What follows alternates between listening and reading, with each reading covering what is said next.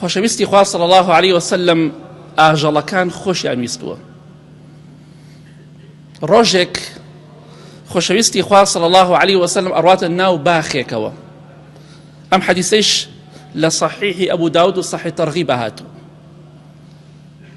ئەڕواتە ناو باخێک لە باخەکانی خەڵکی شاری مەدینە. پێغەمبەری خوا صلی الله عليه وسلم وشترێک دێ بۆ لای، وشترێکی نێر دێ بۆ لای، بەڵام چۆن؟ ئەتاه حەنە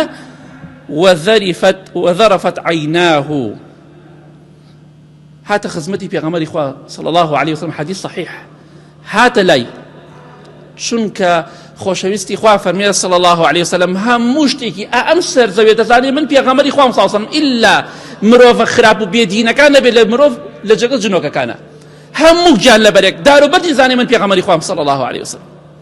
بەڵێ دەزانێ، ئەو پشیلە دەیزانی کە باسمان کە دەزانی ئەو پێغەمبەری خوایە صلی الله عليه وسلم. ئەم هوشترەیش بێگومان خوا فێریانی کردووە ئەوە محەممەد صلی الله عليه وسلم، ئەوە خۆشەویستی خوای بڕۆ بەڵای صلی الله عليه وسلم. کاتێک حشتەکە هات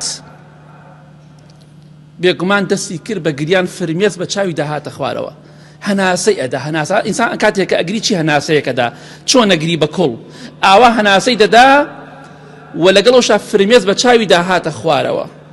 پێغەمبەری خوا صلی الله عليه وسلم دەستی هێنا بە پشت و ملی حشتەکەدا، فەرمووی ئەمە کێ خاوەنی ئەم حشتەیە؟ ئەم مشترەی کێ؟ گەنجێکی ئەنساری کە خەڵکی شاری مەدینە بوو. وتی ئەی پێغەمبەری خوا صلی الله عليه وسلم ئەوە هی منە، من خاوەنی ئەوەم. خۆشەویستی خوا فەرمی صلی الله عليه وسلم أنه شكا إلي أنك تجيعه وتدئبه.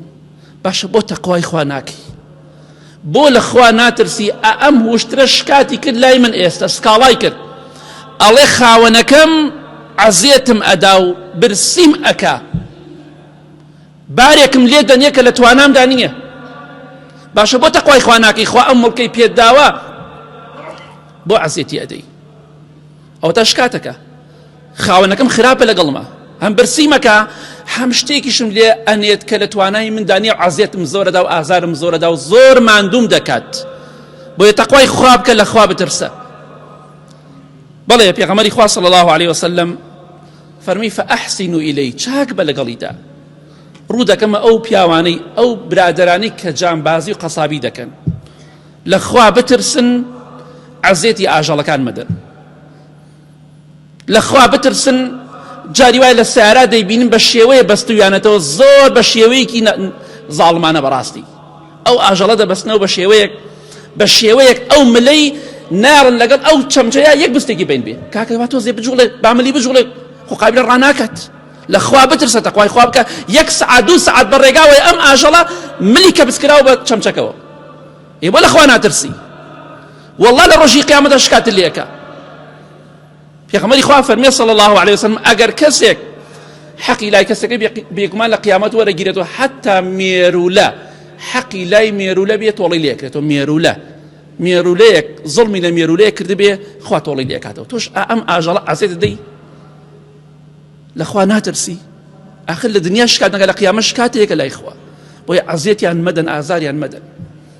کەواتە پێغەمبەری خوا صلی الله عليه وسلم هوشتری زانیوتی کە پێغەمبەری خوایە صلی الله عليه وسلم هاتۆ شکات ئەکا و ئەگری لایە. ئەو معجزەی پێغەمبەری خوایە صلی الله عليه وسلم. ئەوە خۆشەویستی بۆ پێغەمبەری خوا صلی الله عليه وسلم. شکاتەکە لای، خاوەنەکەم لەگەڵما خراپە،